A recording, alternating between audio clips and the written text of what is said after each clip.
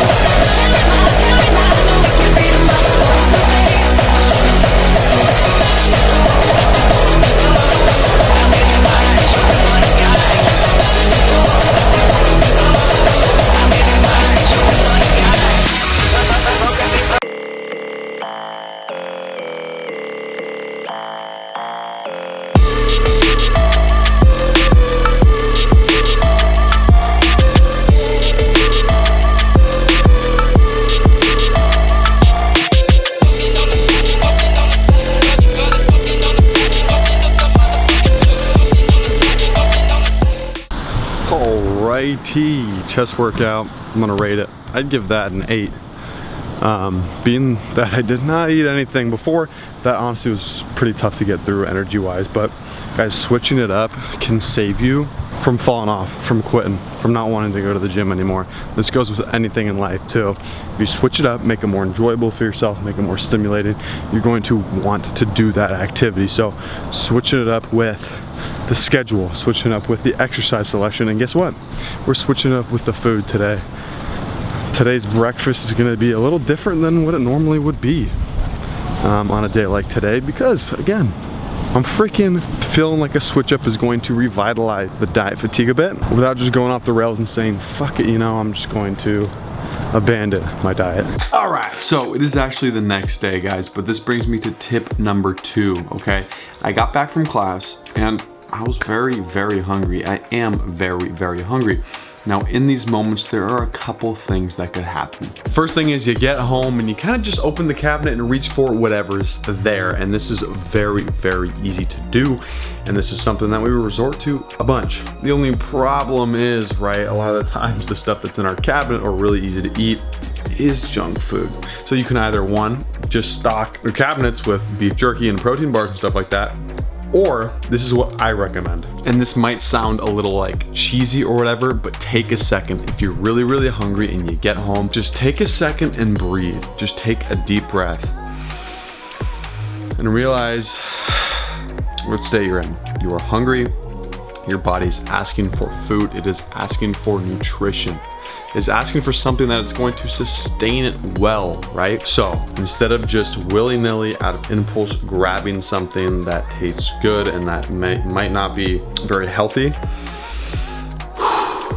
just don't allow that to control you. Recognize you're hungry and say, hey, I'm going to reach for something that is going to be beneficial to my health and to my goals, or I'm going to make some food and or a real meal that's going to sustain me. It's taken me a couple years to realize, but these moments, like those moments where you get home and you're just freaking, you could eat a horse and you just grab anything, right, and eat it.